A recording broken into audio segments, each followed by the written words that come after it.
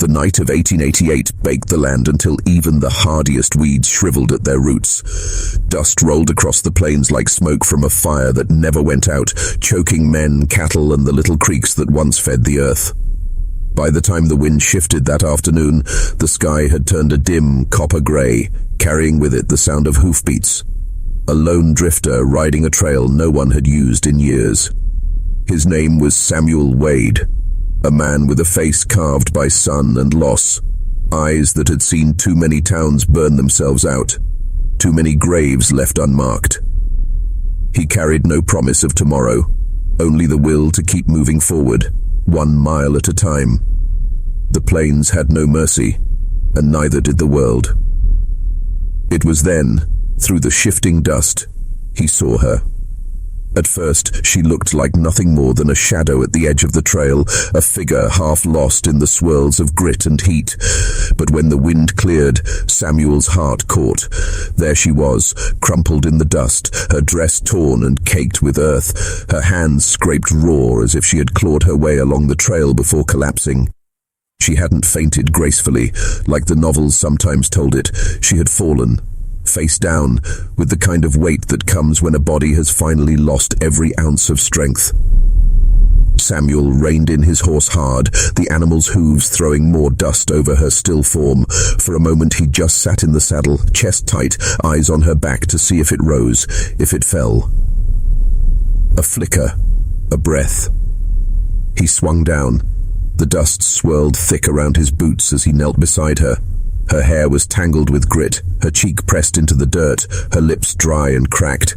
He slipped an arm beneath her shoulders, lifting her with the kind of care a man only gives when he knows the world has already been too cruel.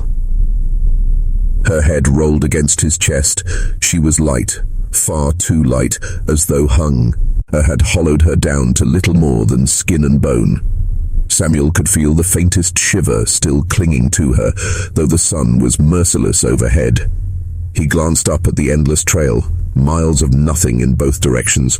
Whoever she was, wherever she had come from, someone had left her out here to die. Samuel held her tighter. "Not today," he muttered under his breath, voice rough, more to himself than to her. And with that, he shifted his grip, lifted her fully into his arms, and rose from the dust. The wind howled across the plains, carrying the sound away, but Samuel Wade didn't let go. Samuel lifted her into the saddle, settling her gently against the worn leather as though she might break beneath his touch.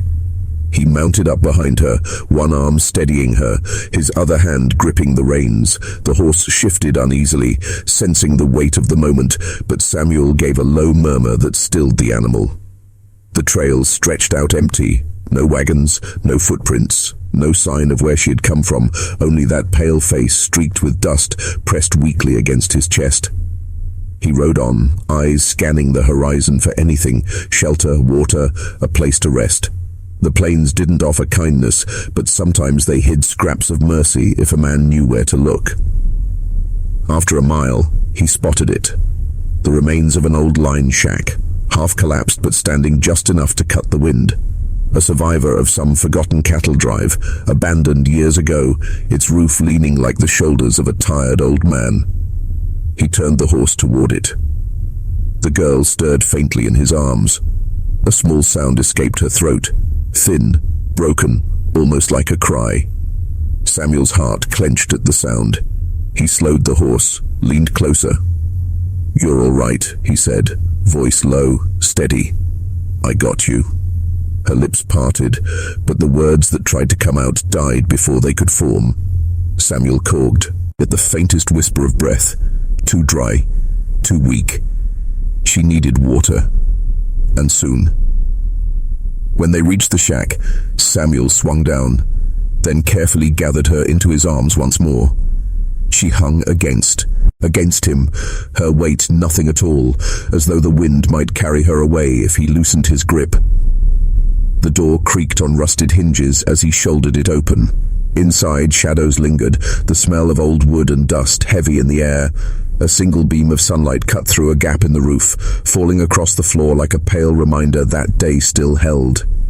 He laid her down on what remained of a cot, its canvas sagging but steady enough. Kneeling beside her, he pulled a small flask from his saddlebag.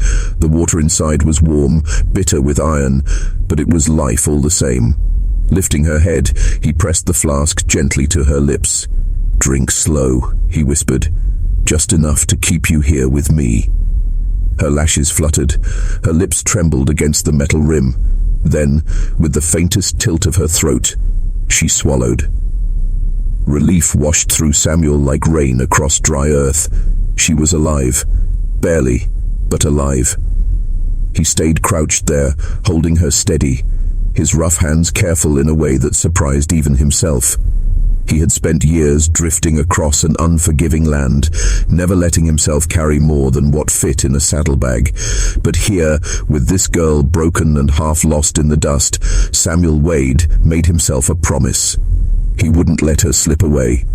Not out here, not in this silence, not while she was in his arms.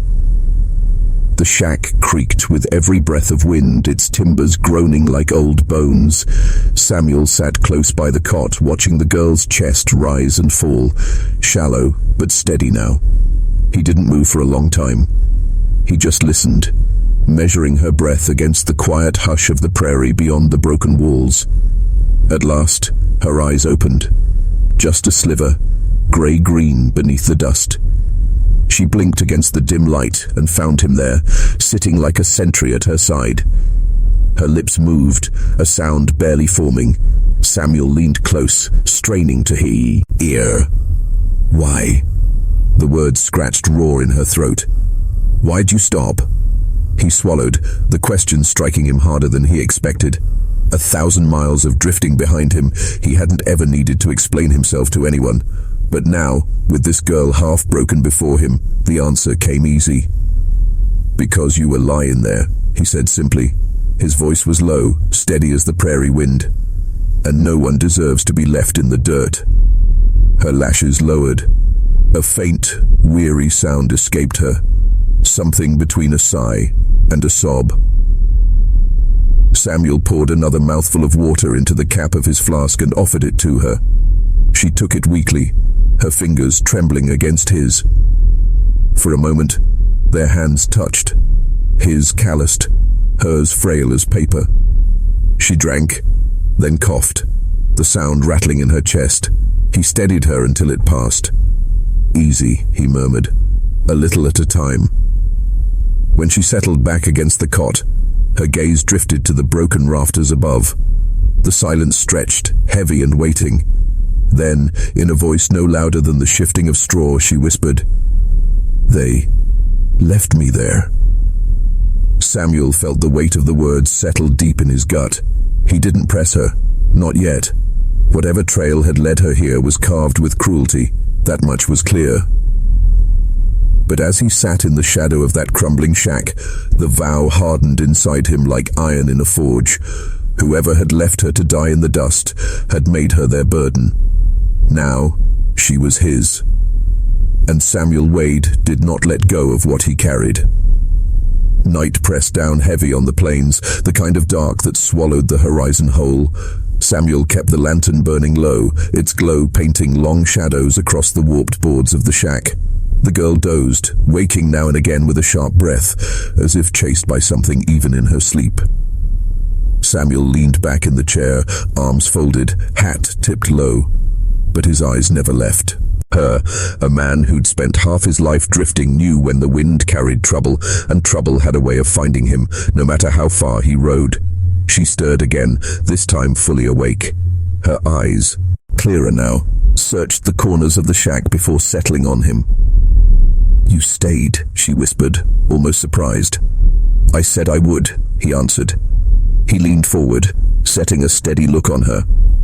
"Name's Samuel Wade, and I don't reckon you're out here by chance. You got a name to give me?" Her throat worked as she swallowed. For a long moment she seemed to weigh whether speaking would bring more harm than good. Finally, her voice came, thin but unbroken. "Clara." Samuel nodded. "All right then, Clara." He set his hat aside, his tone softening. "You want to tell me who left you face down in the dust?" 'Cause I don't believe you just fell there." Her lips pressed tight. The answer stalled on her tongue. A tremor passed through her frame, and she drew the blanket tighter around her shoulders. "They said I talked too much," she murmured at last. "That I knew things I shouldn't. So they meant to shut me up." Her eyes darted to the shadows as if expecting them to crawl alive. Samuel felt the old heat rise in his chest, the kind that burned hotter than fire when he saw wrong done to the helpless. He leaned back, slow, but there was steel in his words. "Well, they didn't finish the job," he said. "And long as I'm sitting here, they won't get another chance." Clara's gaze lingered on him, something flickering there. Distrust, maybe, but also a fragile thread of hope. Outside, the coyotes sang to the dark, their voices sharp and restless. Samuel reached for the rifle propped against the wall, set it across his knees, and stared at the door. If the ones who left her came looking, he'd be ready. The wind shifted sometime past midnight. Samuel felt it before he heard it. The way the night went still, the air tightening like a held breath. He set the lantern lower, shadows climbing higher up the walls, and cocked his head toward the door. Clara noticed too, she sane, but up straighter, blanket clutched to her chest. "They'll come," she whispered. "They always come back." Samuel's jaw set hard. "Let 'em. Dust don't cover tracks quick out here." He crossed the shack in 2 strides and pressed a hand against the doorframe, listening. For a long moment, only the sound of the coyotes stretched across the plains. Then, faintly, the rhythm of hooves, steady, cautious, not far off. Samuel slid the lantern down into a wooden crate and smothered most of the light. The shack fell into darkness, save the faintest glow on Clara's pale face. "Stay quiet," he murmured, "and whatever happens, don't move from where you are." Clara's breath quickened, but she nodded. Samuel moved to the corner window, parting the warped boards with his fingers. Out beyond the scrubland, 3 shapes moved against the dim starlight. Riders, keeping low in their saddles, the kind who knew what they were hunting. The lead rider raised a hand, signaling the others to slow. Samuel caught the faint, metallic glint of a rifle barrel. They'd come for her. Clara's voice trembled behind him. "If they find me, they won't leave you breathing either." Samuel glanced back at her, his outline a tall, steady figure in the gloom. "I've faced worse than 3 men in the dark." He chambered a round in his rifle, the sound quiet but sharp as a breaking twig. Outside, the riders dismounted, boots hit the ground, silence followed, the kind of silence that meant they were listening, waiting, sniffing for weakness. Samuel felt the old weight settle on him, the line between running and standing his ground. He'd been on both sides of it before. Tonight, he reckoned, there was only one choice. He planted himself by the window, finger brushing the trigger, and waited. The night pressed heavier, the kind of dark where breath itself felt loud. Samuel's finger rested light against the T-rigger, but his eyes stayed sharp through the narrow crack in the boards.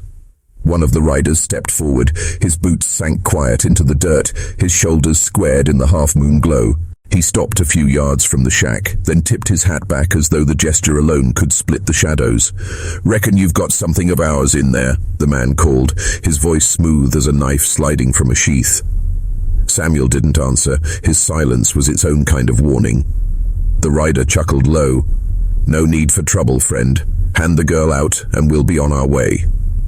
Behind Samuel, Clara curled tighter beneath the blanket.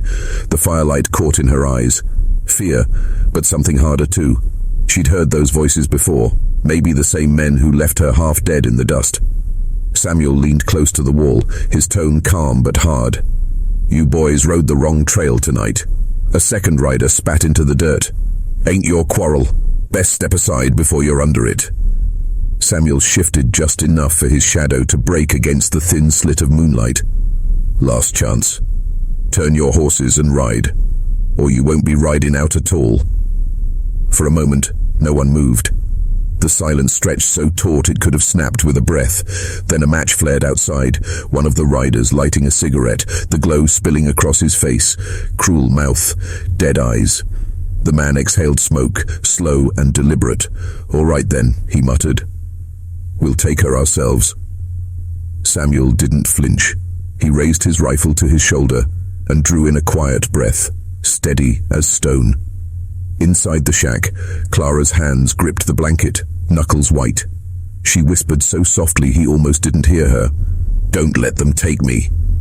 His answer was the click of his rifle tightening, his gaze never leaving the dark outside. The riders began to spread, circling. The storm was about to break. The first shot split the night like a whip crack. Wood splintered at the window frame, showering Samuel's shoulder with dust and splinters. Clara screamed, muffling her own voice against the blade. "Enquete."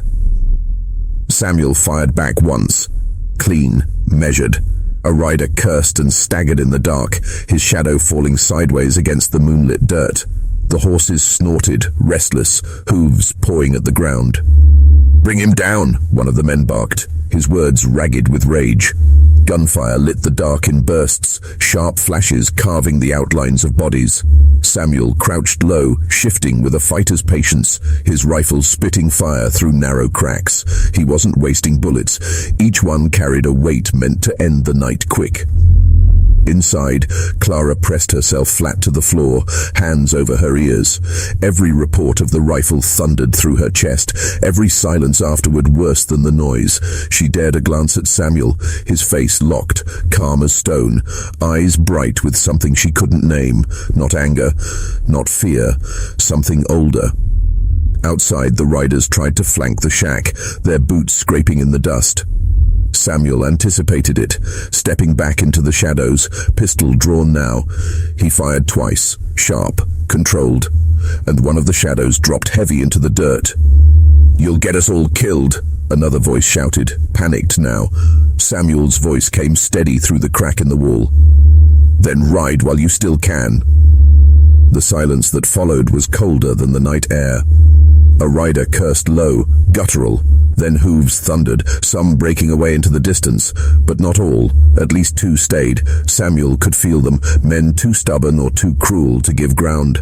Clara lifted her head, whispering, "They won't stop." Samuel glanced back at her, just once. "Then neither will I." His shadow merged again with the dark. Outside, the killers moved closer. The fight wasn't finished. It was only narrowing, drawing tighter, like the noose of the night itself. The shack rattled as a boot slammed against the door. The hinges groaned, the wood bending inward. "See," Lara gasped, scrambling back toward the corner, her fingers clutching the blanket as though it could shield her from what was coming. Samuel moved fast, quicker than she could blink. He braced his shoulder against the door, pistol leveled. Another kick thundered. The latch snapped clean. The door swung wide, one rider filling the frame, a revolver gleaming in the firelight. The man grinned through broken teeth. "End of the road, mountain man." The pistol in his hand never got raised. Samuel's shot cracked first, clean and deafening in the small room. The man fell forward, body hitting the dirt floor with a thud that shook the walls. Clara screamed, her hands flying to her mouth. The smell of powder and blood was thick now, suffocating. Another shadow loomed behind the first. Samuel didn't hesitate. He lunged, shoving the dead weight aside. He met the second man at the threshold, the two colliding hard. Guns clattered from hands, fists and boots, crashing in the narrow space. The shack filled with the sound of struggle, grunts, snarls, wood breaking under the force of bodies. Samuel's back slammed against the wall, the man's knife flashing in the firelight. Clara's heart stopped. She saw the blade sweep down. "Samuel!" she cried. He caught the man's wrist, straining, the edge of the knife trembling inches from his chest. Their faces twisted, teeth bared, sweat and blood mingling. With a roar that shook the room, Samuel wrenched the man's arm sideways until the bone snapped like a branch. The knife clattered to the floor. The rider shrieked, staggering. Samuel grabbed the back of his neck and drove him into the wall with a force that left him limp. Clara pressed her back harder to the corner, trembling so hard her teeth chattered. The violence was raw, terrifying. But so was the sight of Samuel standing, broad shoulders rising and falling, blood streaking his shirt, but his eyes still fixed, still burning. He looked down at the men sprawled in the dirt, one dead, one moaning weakly, and then to Clara. "It's over," he said, his voice ragged, his chest heaving. But outside, in the distance, the echo of hooves on hard ground whispered otherwise.